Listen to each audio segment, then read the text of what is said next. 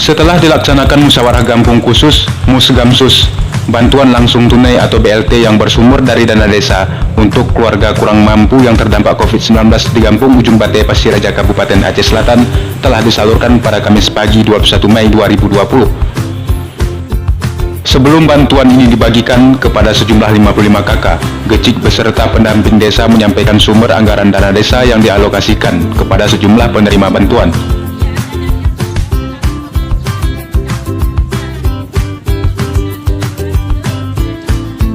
Setelah memberi pemahaman terlebih dahulu, selanjutnya pencairan bantuan langsung tunai atau BLT tahap pertama mulai disalurkan.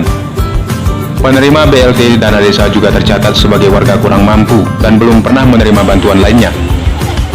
Gecik Saiful sebagai kepala desa saat ini juga berharap kepada seluruh penerima manfaat dana desa atau BLT agar bisa mempergunakan bantuan tersebut dengan sebaik-baik mungkin.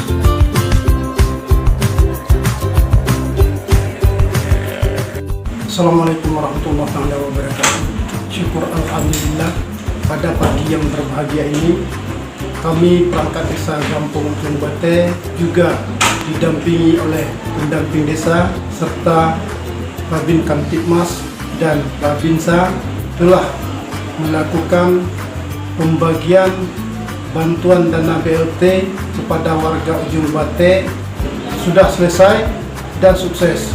Harapan saya kepada warga Ujung Bate, pergunakanlah dana bantuan BLT itu sebaik mungkin.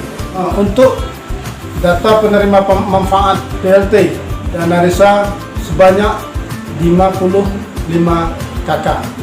Sekian, terima kasih. Assalamualaikum warahmatullahi wabarakatuh.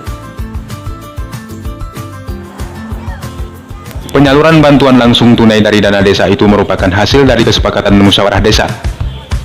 Seluruh masyarakat penerima BLT sangat bersyukur dengan adanya bantuan ini, sedikit tidak telah membantu kebutuhan mereka selama COVID-19. Selain itu, Desa Ujung Bate, Pasiraja juga merupakan desa terbaik di Kabupaten Aceh Selatan dalam lomba kampung. Desa Ujung Bate juga akan mewakili Aceh Selatan di tingkat provinsi pada tahun 2021 mendatang.